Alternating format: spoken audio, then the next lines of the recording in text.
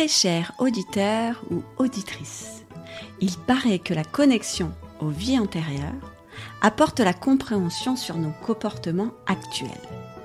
Certains n'y croient pas une seule seconde et d'autres sont curieux de comprendre comment cela est possible. Où te positionnes-tu ? En tout cas, dans l'Académie de l'âme, chez les lumineuses et moi-même, beaucoup ont pu observer de grands changements suite à la révélation de certaines de leurs vies. Voici la nouvelle chronique des énigmes de l'âme et d'une révélation transcendante, et en particulier celle d'Evelyne. Bonjour à toi, j'espère que tu vas bien. Je te souhaite la bienvenue dans ce premier épisode des chroniques d'une médium. Je suis vraiment très heureuse de te présenter mon nouveau podcast, celui qui voit le jour en juin 2024 et que j'ai vraiment hâte de te faire découvrir un nouveau jour, une nouvelle dimension de moi-même dans cette vision de médium, dans cet univers de médium dans lequel je suis chaque jour, à chaque moment de mon quotidien.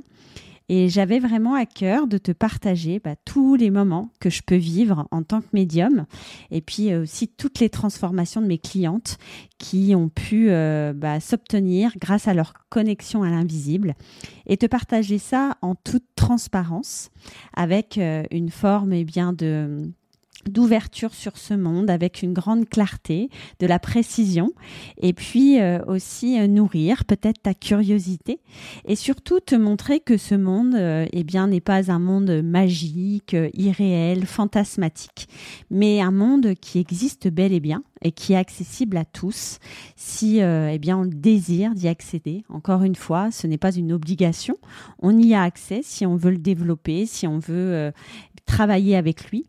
Et on peut aussi travailler avec lui à des moments tout en vivant une vie de terrienne normale. Et c'est ça aussi que j'avais à cœur de te partager dans ces chroniques en montrant que je suis une médium qui est là au service de l'invisible, mais aussi qui a une vie complètement normale, contrairement à parfois des croyances qu'on peut avoir autour de ce monde. Alors aujourd'hui, j'avais envie, dans cette chronique, de te partager l'expérience d'Evelyne, qui est venue me voir il y a quelques mois pour des problèmes d'extinction de voix récurrents. Elle avait fait beaucoup d'examens par rapport à ses problèmes de voix et rien n'avait été avéré au niveau physique. Tout ça est toujours important que je me rende compte si la personne n'a pas de problématique médicale. Et là, en l'occurrence, il n'y avait aucune problématique. Alors Evelyne s'est dit peut-être que ces problèmes sont issus d'un désordre spirituel, émotionnel, qui a peut-être un blocage dans mon invisibilité, peut-être aussi un blocage dans mon âme qui se manifeste par des extinctions de voix récurrentes. Et quand elle est venue me voir pour m'expliquer les raisons de sa venue, je lui ai proposé immédiatement une lecture d'âme parce que les lectures d'âme vont nous aider à aller voyager dans l'âme de la personne, à aller identifier des blessures, des blocages dans l'invisibilité, que ça soit d'ordre transgénérationnel, karmique. Et quand on voyage dans l'âme de la personne, on voit toutes ces mémoires. Moi je travaille particulièrement avec les annales akashiques et se manifeste alors en fonction de l'intention de la personne une ou plusieurs mémoires qui vont aider la personne à comprendre ce qui se passe à l'intérieur d'elle et à avancer sur son chemin. Alors, ce que je tiens à te préciser, c'est que je ne suis pas une magicienne, que moi, je vois effectivement certaines choses, mais que la transformation est bel et bien réalisée par la personne à partir de ce que l'univers, les guides, ont choisi de lui dire à ce moment-là, lors de cette lecture d'âme. Je t'en parlerai de manière un peu plus détaillée tout à l'heure et revenons donc maintenant à Evelyne. Alors Evelyne, lorsque elle s'est présentée à moi, il était évident que j'aille voyager dans son âme Et lorsque je me suis connectée à son énergie, eh bien, nous sommes allés voyager immédiatement dans une de ses vies antérieures. Dans ces vies antérieures, je me suis connectée à une grande cantatrice. Evelyne avait été une grande cantatrice, une grande chanteuse qu'on payait pour écouter chaque soir lors de dîners ou de représentations. Et cette cantatrice, était dirigée par un homme, un agent, qui ne voyait qu'en elle une machine à sous. Alors, Evelyne, dans cette vie-là, chantait sans relâche parce que c'était évidemment sa passion. Elle aimait ça chanter, elle aimait donner du plaisir aux gens par sa voix. Et c'était vraiment un grand plaisir pour elle. Son agent était aussi comblé de joie puisque Evelyne remplissait son agenda, contractualisait énormément de contrats avec différentes salles et l'argent coulait à flot. Mais un jour, Evelyne, dans cette vie antérieure, a ressenti de violents maux de gorge et sa voix commençait peu à peu à s'éteindre. Ça lui faisait très très mal. Et je ressentais moi-même la douleur lorsque je me connectais à cette vie de cette femme. Les douleurs, je peux t'assurer, étaient très très violentes. Et elle avait vraiment besoin beaucoup de forcer sur sa voix pour faire sortir des sons. Et quand elle en a parlé à son agent, cet homme ingrat n'en a eu que faire de ces violents maux de gorge et lui a fait comprendre que l'agenda était booké et qu'il fallait qu'elle remplisse ses missions et remplisse le contrat, quoi. Donc, Evelyne était à l'époque une femme seule, esseulée, vraiment détachée de sa famille parce qu'elle s'est consacrée complètement à sa carrière. Elle n'avait ni conjoint ni enfant et elle répondait uniquement aux exigences de cet homme. Et alors elle continuait à chanter avec énormément de difficultés, ça la faisait énormément souffrir pendant plusieurs jours lorsqu'elle faisait une scène, mais elle continuait à chanter sous la menace de son agent qui lui disait qu'il ne la paierait pas si elle ne faisait pas de show. Et puis un jour, elle monta une dernière fois sur scène, parce que oui, c'était sa dernière. Elle avait atrocement mal à la gorge et elle s'effondra. Elle s'effondra sur scène de douleur et elle perdut sa voix à jamais. Parce que ce qu'elle avait là, c'était pas anodin. C'était une énorme tumeur sur les cordes vocales. Et cette tumeur l'emporta. Elle mourut. Et lorsqu'elle mourut, en fait, elle se fit la promesse que plus jamais elle ne chanterait. Et en faisant cette promesse-là, ce qu'avait fait Evelyne, c'était un vœu envers elle-même. Et lorsqu'on fait des vœux dans une vie, on fait un vœu avec notre âme. Et lorsque notre âme se réincarne, elle se réincarne avec ce vœu-là. Ce vœu-là est dans sa mémoire et cette âme fait en sorte de respecter ce vœu, s'il n'a pas été coupé, dans toutes les vies qu'elle va continuer à vivre sur Terre.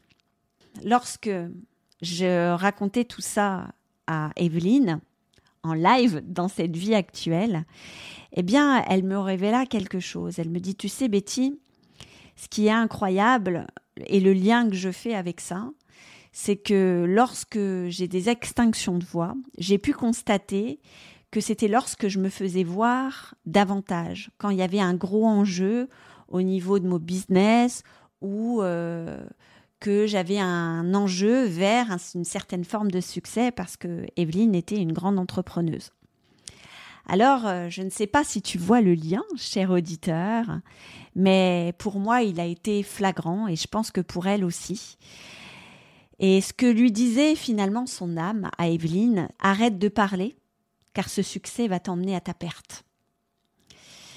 Et ça a été très puissant pour elle, parce qu'elle a compris que finalement, si elle ne travaillait pas sur cette peur profonde que le succès est égal, je vais mourir, elle n'arriverait jamais à d'abord résoudre ses problèmes d'extraction de voix et puis avoir un succès en cohérence avec ce qu'elle aimait. Ou en tout cas, que ce succès allait de toute façon, quoi qu'il en soit, la faire souffrir, même si elle accédait à ses ambitions. Alors, évidemment, après cette prise de conscience, Evelyne a fait un gros travail personnel sur elle-même, en coaching, en travail émotionnel profond. Et d'ailleurs, depuis ce jour, elle n'a presque plus d'extinction de voix lorsqu'elle se met en avant. Et son succès est beaucoup plus fluide et beaucoup plus serein. Alors tu dois peut-être te dire, cher auditeur ou chère auditrice, que cette histoire est incroyable et qu'il y a sûrement des clés cachées en toi. Ces clés qui vont peut-être te mener à la compréhension de ton invisibilité, de tes comportements destructeurs, inconscients, ou encore des clés qui vont te faire comprendre des attitudes que tu vois mais que tu n'arrives pas à te défaire.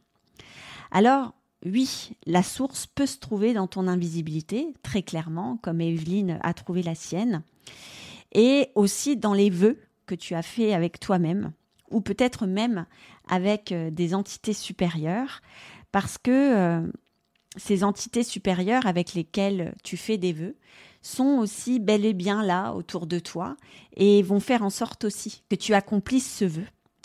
Mais tu sais, j'ai une chose importante à te confier. Il n'y a pas de changement sans passage à l'action. Même si un jour, tu découvres tout ça, les vœux que tu as faits dans des vies antérieures, peut-être d'autres blessures, telles que des blessures karmiques ou transgénérationnelles, tout ça, ça ne va rien changer en vrai. Parce que oui, effectivement, tu vas le comprendre, tu vas l'observer et tu vas en prendre conscience. Mais tout ça, tous ces comportements aujourd'hui que tu as, les choses qui se manifestent dans ta vie comme des freins, ne vont pas disparaître si toi-même, tu ne fais rien pour changer. Alors oui, les pratiques d'une médium énergéticienne, tout comme moi, vont t'aider pendant quelques semaines, voire plusieurs mois, si tu as de la chance. Mais ils finiront un jour par venir si tu ne fais rien pour toi. La guérison, c'est toi qui la portes et personne d'autre. Les praticiens qui sont autour de toi ne seront que des révélateurs de conscience. Ils t'apportent leur soutien, mais c'est toi l'unique remède à ta guérison. Alors attention, je te parle de guérison spirituelle. Je ne te parle pas de guérison qui ont déjà touché ton corps physique. On est bien d'accord. Tu es là, à l'intérieur d'un corps physique, et parfois il a besoin de soins réels qui viennent de quelqu'un d'autre et qui t'accompagnent, de soins médicamenteux, psychologiques, psychiatriques, évidemment. Mais lorsqu'on parle de guérison spirituelle, eh bien là, effectivement, tout le travail, c'est à toi à 80% de l'entreprendre. Et ça, c'est très important que je te le dise aujourd'hui. Parce que dans notre société, dans ce que je peux observer, c'est qu'il y a énormément de personnes qui sont des consommatrices et qui pensent que tous ces gens qui travaillent avec l'invisible vont avoir une baguette magique qui va transformer leur vie. Mais ça, je te le dis avec ancrage, ça n'existe pas. Ou en tout cas, ce qu'on veut te faire croire, c'est pas forcément la réalité. Parce que la réalité, eh bien, cette transformation que tu portes à l'intérieur de toi, c'est toi qui le décides, c'est toi qui mets en place les actions, c'est toi qui mets en place les choses qui vont te permettre de transformer. Alors oui, la personne qui t'accompagne va te guider, va te soutenir, va t'aiguiller. Mais c'est pas elle qui fera les choses à ta place. Ça, c'est fantasme et illusion. Et dans les chroniques du médium, je porte ce que je suis en profondeur, une âme claire, une âme honnête et une âme qui cherche avant tout ton bien et ta transformation dans la meilleure version de toi-même. Et cette meilleure version de toi-même, c'est toi qui la portes. Alors, chère auditrice ou cher auditeur, je t'invite vraiment à méditer sur cette question importante. Aujourd'hui, si tu as eu accès à des personnes qui ont un contact avec l'invisible ou que tu souhaites avoir accès à ce type de personnes pour accéder à une meilleure version de toi-même, comment vas-tu te positionner ? En actrice ou en consommatrice? En acteur ou en consommateur? Je te laisse méditer sur cette question. Et n'hésite pas à me répondre en commentaire ou à me partager ta réponse sur mes réseaux sociaux en taguant le numéro de l'épisode. Et je serai vraiment très heureuse de pouvoir communiquer avec toi à ce sujet. Ce premier épisode n'était qu'un aperçu de ce qui t'attend dans les chroniques d'une médium. J'espère que cette histoire t'a inspiré et que tu es impatient de découvrir les prochaines chroniques d'autres clientes ou d'autres de mes expériences. Je t'invite à t'abonner et à partager ce podcast et à laisser des commentaires juste après ton écoute. Merci de m'avoir écouté. À très bientôt pour un nouveau chapitre des chroniques d'une médium et en attendant, prends soin de ton âme. Bye!